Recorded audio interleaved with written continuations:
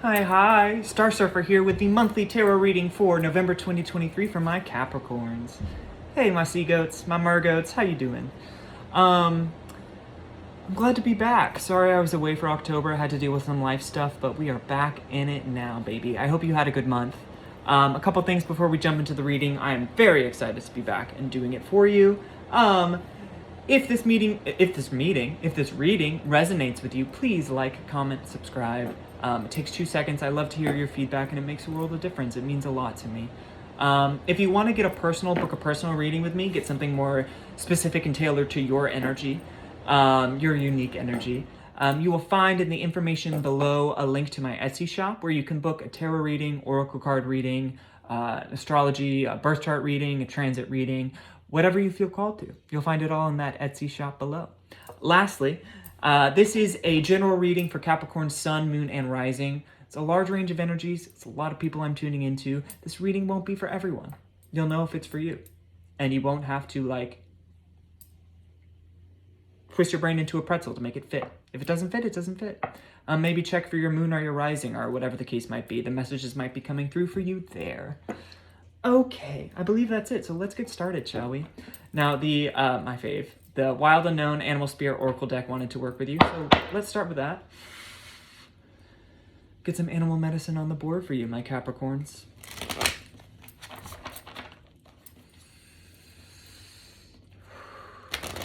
Capricorn, Capricorn, Capricorn. How are you feeling?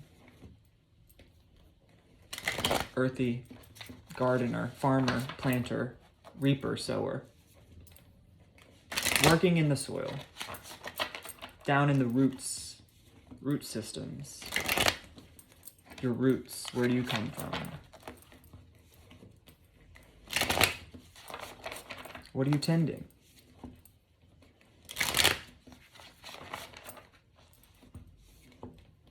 Two more.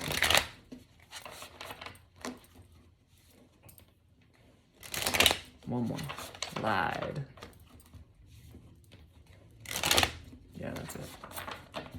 All right. Any messages or insight? That was so quick. Wow, the starfish. Card of beauty, faith, hope, inspiration. It could be superficial. And I do get a bit of that hot shit energy off of this card right now, but it feels warranted. I feel like you're doing something that you are rightfully proud of and rightfully have a good feeling about where it could go or what you could develop it into. It might just be, again, a seed right now, but I have a pretty good feeling that this could grow into an oak tree or something big and bold and beautiful and sustaining. It would be rewarding. It could keep you fed is what's coming through now. Keep you fed. Any other messages or insights on this spread here? Any other messages or insights as it pertains to this spread? Saw the whale for a second. The sea serpent, sacral chakra of creativity and sexuality. I'm feeling myself. That Beyonce song. Go listen to it. Because, again, this is hot shit. I'm feeling myself. And it is that, when you connect to Eros, erotic energy, it is creative energy. That is what it is at its fundamental root, right? The root. I feel like you're embodying your sensuality in a way that might be sexual, but it is more so you're just connected to the senses, in the most literal sense of sensual, connected to the senses. It is appreciating tastes and smells and the way things feel and the way things sound. It is an embodied experience. It is a grounded experience. It is an earthy experience. It is a sensual experience. It is an erotic experience. It is a creative experience, whether it's sexual or not, specifically. But this feels like it might be a little bit, even if it's not explicitly about exchanging sexual energy with someone, it feels like you're imbuing what you're doing with that vibe, which is lovely, right? Again, I feel like that Beyonce song popped up in my head for a reason, because it's like she embodies her sexuality, her sacral nature in the art she makes. And that's what gives the art such power and such oomph and such, it makes people unable to look away, because she is that always. And that is the energy that I'm picking up from you right now, from this right now. It's like whatever you're creating, you've got like swag to it. I don't know. And you're also just enjoying like the pleasure of being a body and all that entails. Yes, we are spirit, but we're having a soul. We're having an embodied experience for a reason. Because there are things in the body that if we were disembodied souls, we wouldn't get to enjoy or experience, work with. There are tools that we have at our disposal as embodied people with all of this, in all of this, that we wouldn't have otherwise. And this feels like you're making great use of that. You're connected. Any other messages or insight? Snake, come on. I mean, a lot, snakes might be popping up for you a lot, but it's that Kundalini energy of like, which is like rising from the root to the sacral chakra, right? To the soul. It rises all the way. It's the power that rises up in us. And it is sexual in nature, right? It is erotic in nature. It is power in nature. It is energy in nature. And it is like, you're tapped in. You're tapped in now. You are tapped in. Working with the snake energy, serpent energy, might be something that's calling to you now. Kundalini yoga, might be very beneficial to you. Any kind of like chakra-based work that works on like raising energy from your root to your crown, to your third eye, right? It will only empower you in this moment, because this is I can go ahead and guess that you're tapped in, but you're only scraping the surface. Like there's so much more available to you. Grounded in, rooted in, don't get lost in it. Don't get overwhelmed by it. You need checks and balances in place, but like time to work with this. Any other messages or insights as it pertains to this spread? Wow. Swan. I mean, if there's a partner involved in this, like, oh, they're lucky, because, ooh, y'all are steamy, I bet. But more so, I'm getting, you are in alignment, right? You are in alignment. If a lower chakra, like the sacral chakra or the root, is out of whack, and again, it feels like you're connected to the earth, it feels like you're secure, and it feels like the sacral is activated, that creative erotic energy is present and being utilized. If all of these things are happening, like you can be in alignment with yourself, because you can be with yourself. You feel secure enough to be in your body. And if you're not secure enough to be in your body, it's like you can't be aligned with yourself. You're divorced from your own experience. But this is like you're in alignment, right? You're in alignment. And if there's a partner, like, woo, they're lucky. Steamy. Any other messages or insight? Yeah. Oh, wow. Turtle.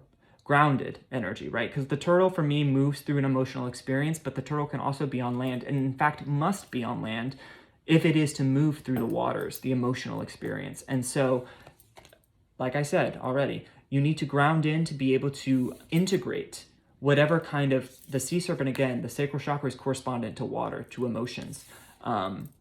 You need to be grounded to be able to integrate this kind of energy, this alignment between I'm grounded, but I'm also elevated. If one or the other is out of whack, like bring it back into balance, get into nature, touch the ground, like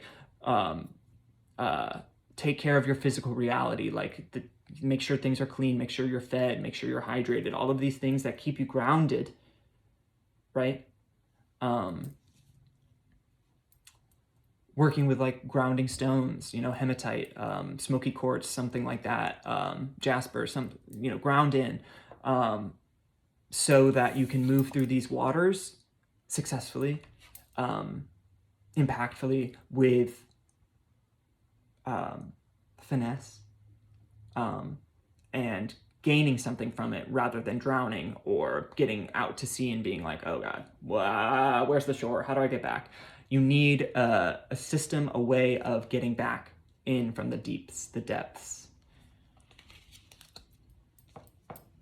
And then overall, the Scorpion.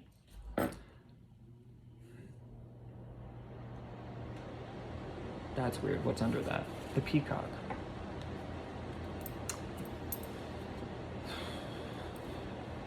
Y'all.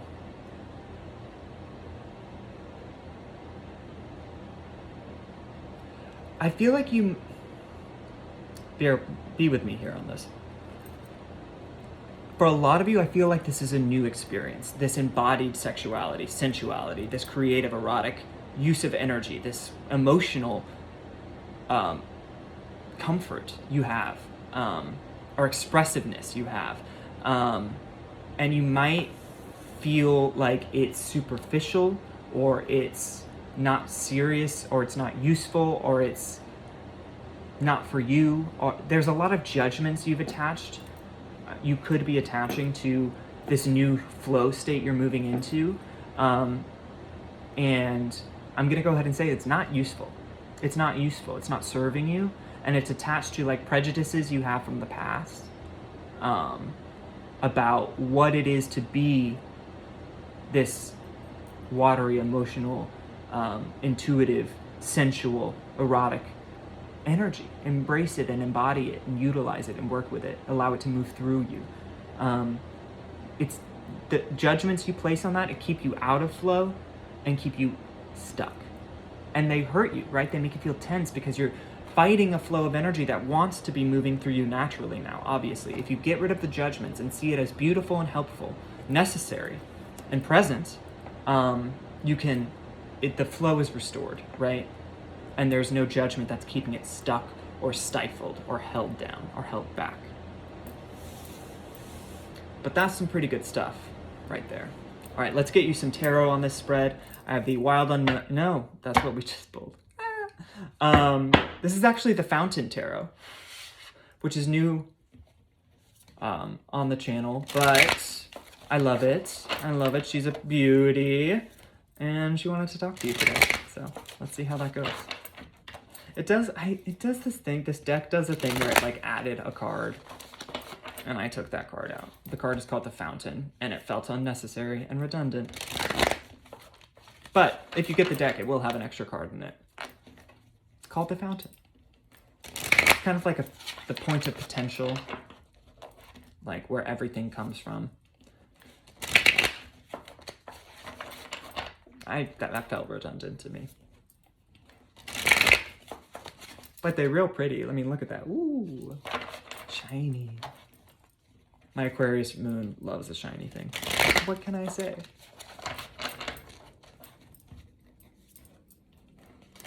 All right, one more after that. And then we'll be good.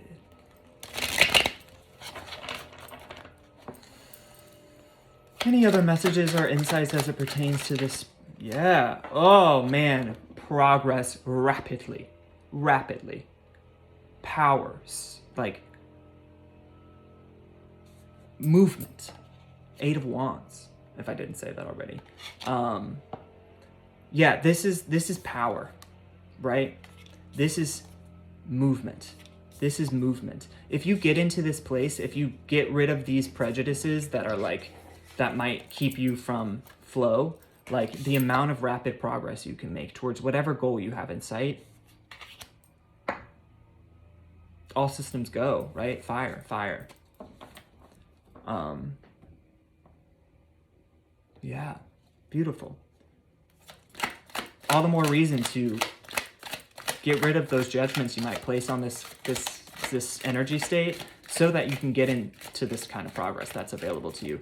If you open yourself to flow, if you ground it in and have a practice, and I'm going to go ahead and say a physical practice that helps you raise this energy. Oh, the world. Again, this feels new.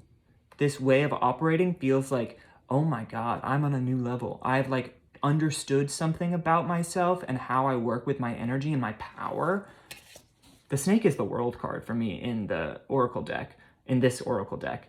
I mean, they're very similar. And it is wisdom. It is taking all that you've experienced, letting one chapter close so you can start a new and more elevated one. And she also just, look at that. Like, she feels exactly like this energy I'm picking up on, this like embodied, this erotic, this sensual, this creative, this sexual energy, but wise, mature, unabashed, confident. It's amazing. Any other messages or insights as it pertains to this spread? It's funny because I was getting owls when I was meditating on your energy, and that the wisdom of the world is similar to like the owl imagery that was coming through for you. Two of Cups, partnership energy. Again, this might be like, y'all might be feeling real horny. And if there's someone around that you can, or someone's, however you, whatever you do, I don't know, it's your life. The physical aspect of this relationship is going to be fiery, but it also has an emotional component to it, which is lovely. But if this is not like a partnership dynamic, this is you aligned with you. Like I was saying with the swan, in a new way, not denying any part of yourself, but embracing all. Realizing all of it's spiritual, all of it's you, all of it's beautiful, all of it serves. Any other messages or insights as it pertains to this spread? Come on. The 10 of coins? Remember when I was saying, when I was meditating and I was like, it will feed you. Whatever you're growing right now will feed you. 10 of coins, that is, you've built something that will keep not just you fed, but a family fed and generations to come fed. Whatever kind of creative energy you're unlocking now, whatever kind of flow you could, if you let yourself, if you get rid of the prejudices you have about working with this energy, this emotional, sensual, creative, erotic energy, if you get rid of those prejudices and just let it move through you while grounding, oh my God, you're going to build something that will reward you immensely, materially, but also spiritually. Like, in terms of like growth and learning and change and evolution, you can build something that lasts, a legacy, a kingdom, a home. Some of you might be making babies, I'm just saying, if there is a partnership. Okay. This fell out on the turtle. Death. Now, I've already said this, but now that death is on the board, it bears repeating. You have to ground, you have to be solidly taking care of yourself, taking care of your physical, so that you, as you move through this dark, emotional, watery experience, a death, a loss, a letting go, trusting that what you gain when you let go, the world, is worth the pain of loss, of letting this thing die and go. And I'm going to say, if you keep holding on to it, it will keep stinging you, because it's not meant to be held on to anymore. It's meant to be let go of. It served all that it's meant to serve. But even that, even knowing that, even understanding that, oh, this thing I'm holding is done, and holding it is only hurting me. Even knowing that that is the truth, letting it go is still something to mourn. Because at one point it was beating, right? So you need to be grounded. You need to be careful about how you're speaking to yourself about this. You need to be intentional about processing and allowing yourself to feel whatever comes up through this death process. Trusting, again, that, oh my God, what you stand to gain, the world, progress, alignment, partnership, a legacy, a home, something that lasts, a kingdom, is worth losing whatever you must let go of. Of course it is. Doesn't make the pain any less, but it helps you know there's a light on the other side, waiting for you to get to it.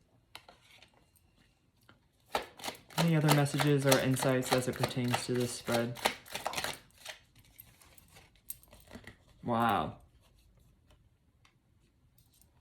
The King of Wands and the Page of Swords.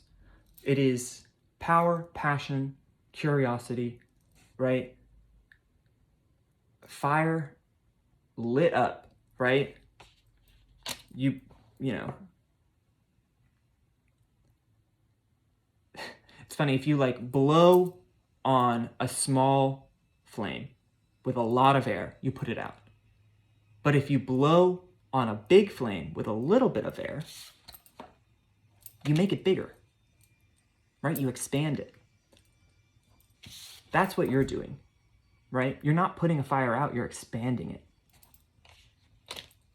Beautiful. The King of Cups, overall. That flow, that emotion, but power and strength too. You have the King of Wands and the King of Cups, which the sea serpent, to me, the sacral chakra, is like fire and water. And you have these two masters of fire and water right here, right here. Get into it, because it will be so damn rewarding. And also, I'm gonna just say, real fun. Which we deserve that. You deserve that. The Eddie Murphy song, Get Into That Party Life, is coming into my head right now. Whatever. Get into that party life, Capricorn. All right. I think that's all I have. I'll talk to you soon. Bye. Flow.